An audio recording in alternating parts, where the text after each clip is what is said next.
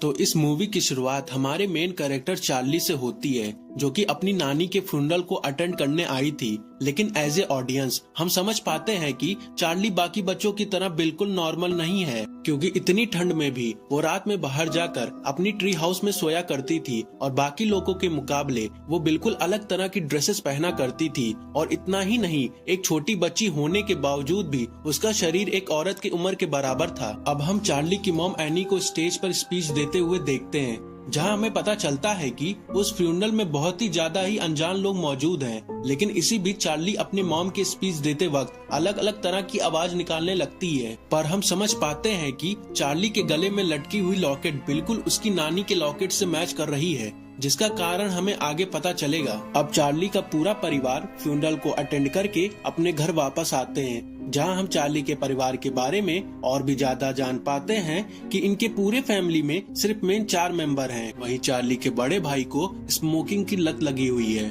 But उनकी पूरी family में सिर्फ चार्ली के फादर ही एक ऐसे इंसान हैं जो कि पूरी तरह से नॉर्मल हैं। नाउ मूवी के आगे के सीन में हम चार्ली को एनी से कुछ पूछते हुए देखते हैं, जहां पर वो अपनी मॉम से पूछती है कि अब नानी के डेथ के बाद उसका ख्याल कौन रखेगा, जिस पर एनी उसे कहती है कि तुम्हारा ख्याल रखने के लिए तो मैं यहाँ पर मौजूद हूँ ना। लेकिन इतना सुनते ही चार्ली अपनी मॉम से तुरंत एक दूसरा सवाल पूछती है कि अगर आपकी भी मौत हो जाए तो मेरा ख्याल कौन रखेगा। और इस सवाल को सुनकर एनी को थोड़ा शॉक तो लगता है, पर वो इस बात को इग्नोर करके उसे ये कह देती है कि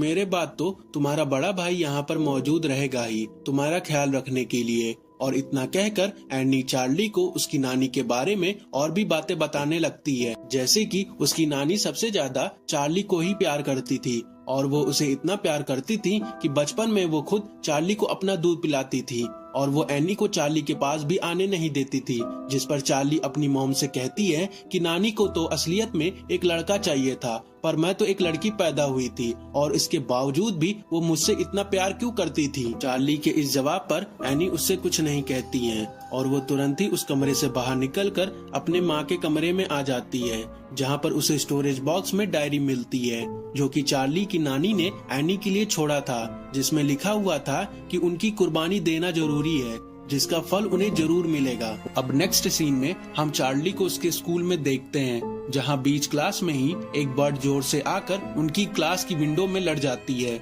जिससे उसकी वहीं पर मौत हो जाती है। पर क्लास के ओवर होते ही चार्ली बाहर प्लेग्राउंड में आकर उस डेड बर्ड की सीजर की मदद से उसका गला काट लेती है और वो उसके गले को अपने पॉकेट में छुपाकर अपने साथ घर ले आती है। पर इसी बीच चार्ली की नजर एक स्ट्रेंज लेडी पर पड़ती है, जो कि उसे बहुत देर से घूरी जा रही थी, लेकिन चार्ली उसे इग्नोर कर देती है। अब दूसरे सीन में हम एनी और उसके हस्बैंड स्टीव को एनी की मॉम के कमरे को बंद करने के बारे में बात करते हुए देखते हैं, जिसमें हमें एनी की मॉम के रूम की थोड़ी झलक मिलती है, जहां हमें पता चलता है कि इस कमरे में किसी ने एक तरह का रिचुअल को परफॉर्म किया है और इसका सबूत हमें कमरे के अलग अलग कोनों में बनी हुई डिमोनिक साइन को देखने से ही पता चल जाता है। लेकिन वो लोग इस बारे में और भी सोच पाते कि तभी स्टीव को किसी अनजान इंसान को कॉल आता है, जो कि उन्हें ये बताता है कि उसकी मदर इन लॉ की लाश को किसी ने ग्रेवयार्ड से चुरा लिया है। और इतना पता चलते ही स्टीव बहुत परेशान होने लगते हैं, लेकिन ये बात वो अपनी फैमिली में किसी को भी नहीं बताते हैं। अब नेक्स्ट सीन में हम एनी को किसी तरह की गैदरिंग सेशन में देखते हैं, जहां सभी लोग एक एक करके अपने लव्ड वंस की मौत के दुख के बातों को आपस में शेयर कर रहे होते हैं, जहां एनी सभी को अपनी मॉम के बारे में कुछ बातें बताने लगती है, जैसे कि उसकी मॉम थोड़ी पागल सी थी क्योंकि वो उसके भाई के शरीर में किसी और की आत्मा को डालना चाहती थी, जिससे तंग आकर उसके भाई ने बचपन में सुसाइड कर लिया था। और इसके कुछ ही दिन बाद मेरे डैड की भी अचानक से डेथ हो गई थी, लेकिन हमेशा से मैंने अपने मॉम में नोटिस किया है कि उनमें किसी तरह की सुपर नेचुरल पावर थी, जिससे वो किसी भी आदमी को अपने वश में कर लिया करती थी। और इसी वजह से पीटर के पैदा होने के बाद उसे मैंने कभी भी अपनी मॉम के साथ अकेला नहीं छोड़ा था। लेकिन चार्ली जब पैदा हुई तो मैंने अपनी मॉम के साथ उसे रहने दिया, क्योंकि वो एक लड़की थी। लेकिन शायद इसी वजह से चार्ली आज इतनी अबनॉर्मल हो गई है। और नेक्स्ट सीन में ही हम चार्ली के कमरे में किसी तरह की रोशनी को देखते हैं, जो कि उसे एक जगह की ओर इशारा कर रहे थे।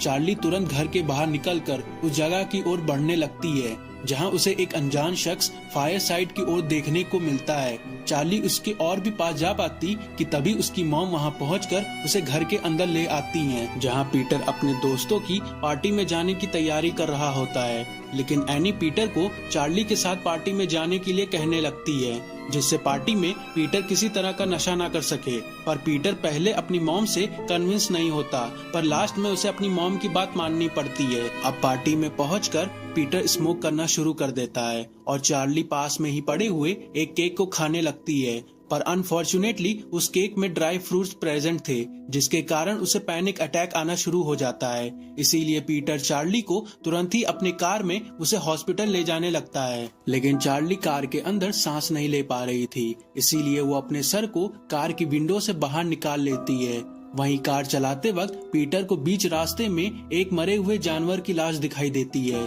जिसके कारण वो अपनी कार को जोर से टर्न मारता है। पर उसे इस बात का पता ही नहीं होता कि चार्ली ने अपने सर को कार की विंडो से बाहर निकाला हुआ है और इसी कारण चार्ली का सर पास ही में लगे हुए पोल से लड़कर अलग हो जाता है। इस एक्सीडेंट से पीटर इतना ज्यादा सहम जाता है कि वो किसी को कुछ बताए बिना अपने घर पहुंचकर सो जाता है। अब अगले दिन स्टीव और एनी को चार्ली के बारे में सब कुछ पता चल जाता है और इस हादसे से सबसे ज्यादा एनी अफेक्ट हो जाती है, जो कि चार्ली के फ्यूनरल में भी बहुत ज्यादा रो रही थी। और इसी दिन के बाद से उनका पूरा परिवार एक दूसरे से बहुत कम बात करने लगता है। एनी अपने दुख को कम करने के लिए वापस से उसी गैदरिंग सेशन में जाने का फैसला करती है, पर अभी भी उसकी हालत पूरी तरह से ठीक नहीं होती है, इसीलिए वो उस सेशन को अटेंड ही नहीं करती है। लेकिन इसी बीच एक अनजान औरत एनी के पास आती है, जो कि खुद को एनी का नेबर बताती है। वो एनी से कहती है कि मैं जानती हूँ कि हाल ही में आपकी छोटी बेटी की डेथ हुई थी और मैं समझ सकती हूँ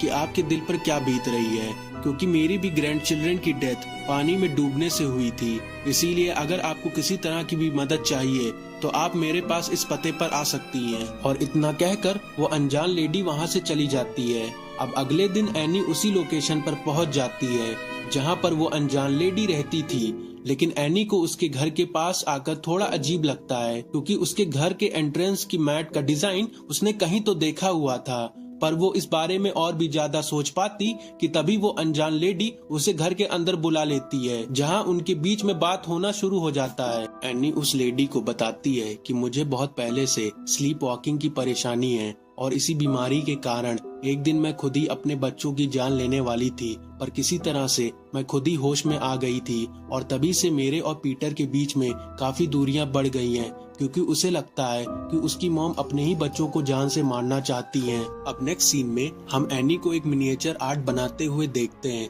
जहां पर वो इसी इंसिडेंट को वापस से ड्रॉ कर रही होती है जिस तरह से उसकी बेटी की डेथ हुई थी। पर स्टीव इस सिनेरियो को देखकर बिल्कुल भी खुश नहीं होता और वो समझ जाता है कि अभी भी एनी चार्ली के मौत के दुख से उभर नहीं पाई है। और इसके बाद उनकी पूरी फैमिली एक साथ में डिनर करने के लिए बैठते हैं, जहां पर वो आपस में बात करने की कोशिश करते हैं, पर बातों बातों में ही एनी और पीटर में बहुत झगड़ा होने लगता है, जहां पर वो एक दूसरे को चार्ली के डेथ का जिम्मेदार बता रहे होते हैं। और इस सीन को देखकर हम समझ पाते हैं कि एनी और पीटर एक दूसरे से बहुत ही ज्यादा नफरत करने लगे हैं, जिसे देखकर स्टीव ज्यादा ही परेशान होने लगते हैं। अब अगले दिन एनी शॉपिंग करके एक मॉल से बाहर आती है, जहां पर उसे वही अनजान लेडी दिखाई देती है, जो कि एनी को उसके साथ तुरंत ही घर आने के लिए कहती है, क्योंकि उस लेडी ने एक रिचुअल की मदद से अपने ग्रैंड चिल्ड्रन से बात करने की कोशिश की है और यही चीज वो एनी को भी दिखाना चाहती थी। इसीलिए घर पहुंचकर वो एनी के साथ उसी रिचुअल को वापस परफॉर्म करती है, जिसके कारण उन दोनों को ही एक आत्मा की आवाज सुनाई देती है,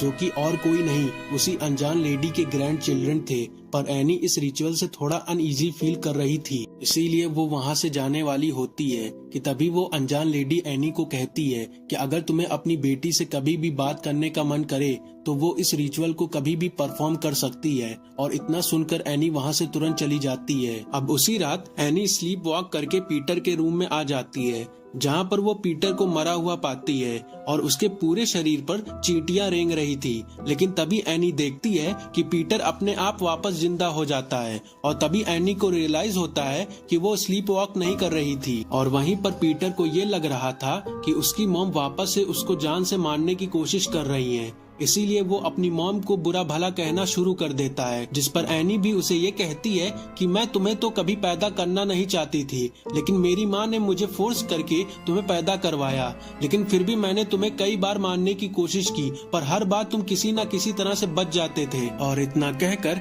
एनी नींद से उठ जाती है और उसे रियलाइज होता है कि ये तो सब एक सपना है। पर अब एनी के मन में चार्ली से बात करने की इच्छा और भी ज्यादा बढ़ जाती है। इसीलिए वो पीटर और स्टीव को नींद से जगाकर अपने साथ उसी रिचुअल को परफॉर्म करने लगती है, जिसके कारण उस जगह पर अलग अलग तरह की सुपरनैचुरल एक्टिविटीज शुरू हो जाती हैं, जिससे एनी अपनी मानसिक संतुलन को खो देती है और वो अजीब अजीब सी हरकतें करने लगती है, जिससे पीटर बहुत ही ज्यादा ही घबरा जाता है। वहीं स्टीव एनी को काबू करने के लिए उसके मुंह पर एक गिलास का पानी फेंक देता है, जिससे एनी अपने सेंस में वापस आ जाती है और उसे अभी क्या हुआ ये एनी को कुछ भी याद नहीं होता है। अब अगले दिन एनी बहुत ज्यादा ही परेशान होती है और वो गुस्सा होकर अपने सारे मिनिएचर आर्ट को तोड़ने लगती है, लेकिन तभी उसकी नजर सामने पड़े हुए चार्ली के बुक पर पड़ती है और ये वही बुक होती है जिसकी मदद से एनी ने पिछली रात को उस रिचुअल को परफॉर्म की थी। लेकिन अब एनी उस बुक को जलाने की कोशिश करती है, पर हम लोग देख पाते हैं कि वो बुक तो जली नहीं रही है।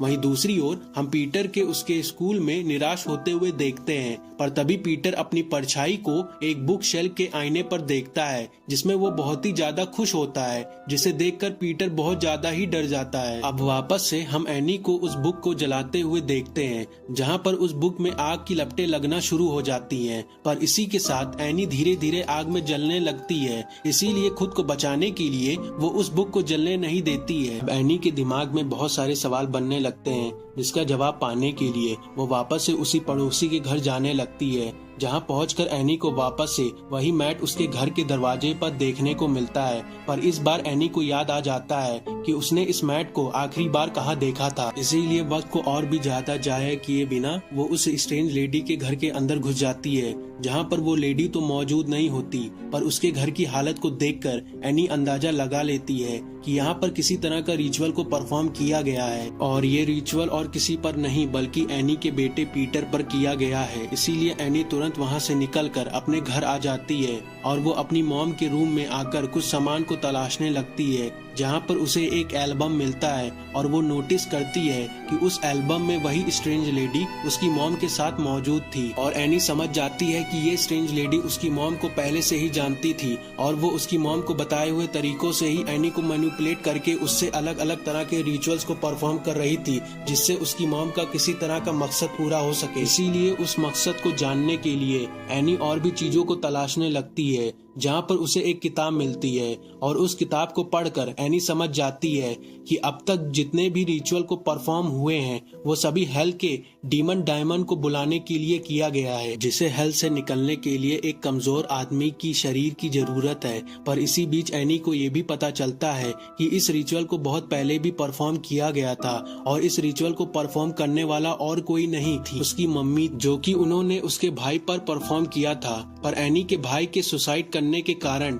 ये रिचुअल पूरी तरह से बेकार हो गया था। इसीलिए एनी की मॉम पीटर को अपना शिकार बनाना चाहती थी, पर एनी कभी भी पीटर को अपनी मॉम के साथ अकेला नहीं रहने देती थी। पर चार्ली एक लड़की होने के कारण एनी उसे अपने मॉम के साथ वक्त बिताने देती थी और इसी का फायदा उठाकर एनी की मॉम ने डीमन पेमॉन को चार्ली के अंदर डालने की भी कोशिश की थी और इसी के कारण चार्ली हमेशा हमें एबनॉर्मल दिखती थी, जिसकी मौत अंत में बहुत बुरी तरह से हुई। इन सारी बातों को जानकर एनी के घर एटिक में जाती है, जहाँ उसे अपनी मॉम की लाश दिखाई देती है, जिसे कब्र से बहुत पहले निकाल लिया गया था, जो कि अब पूरी तरह से सड़ चुकी है और उस लाश से उनका सर भी गायब था। असल में एनी की मॉम की लाश को निकालने वाला और उनका सर गायब करने वाला और कोई नहीं, इस कल्ट के मेंबर ही होते हैं, जिसमें एनी की मॉम भी शामिल थी और ये सभी चीजें करना उनके रिचुअल का एक हिस्सा था। अब एनी एटिक में अलग अलग तरह के सिंबल को देखती है और ये सिंबल उनके एटिक में ही नहीं बल्कि उनके पूरे घर में बनने लगता है। नाउ अगले दिन पीटर अपने स्कूल में बैठा होता है, जहाँ लेक्चर के बीच में ही वो अपने शरीर का कंट्रोल खोने लगता है, जिसके कारण वो अपने नाक को जोर से टेबल पर पटक देता है और उसकी नाक वहीं पर टूट जाती है। और इस सिनेरियो को देखकर वहाँ पर बैठे सारे बच्चे बहुत ही ज्यादा ही घबरा जाते हैं और इसके तुरंत बाद ही वहाँ पर पीटर के डैड पहुंचकर उसे अपने घर ले आते हैं। अब एनी पीटर की हालत को देखकर स्टीव को अपनी मॉम के कल्ट के बारे में सब कुछ समझाने की कोशिश करती है, पर स्टीव उसकी किसी भी बात पर ध्यान नहीं देता है और उसे अलग से लग रहा होता है कि एनी अब पूरी तरह से पागल हो चुकी है। इसीलिए एनी स्टीव को यकीन दिलाने के लिए वापस से चार्ली की डायरी को आग में फेंक देती है, पर इस बार एनी को आग लगने के बजाय स्टीव को आग लगना शुरू हो जाती है, जिसके कारण वो जल के मर जाता है। वहीं दूसरी ओर अब हम पीटर को लिविंग रूम की ओर आते हुए देखते हैं, जहां उसे अपने डैड की जली हुई लाश दिखाई देती है और उसकी मॉम एक कोने में एकदम सुन खड़ी होती है। लेकिन तभी एनी पीटर की ओर जोर से भागती है,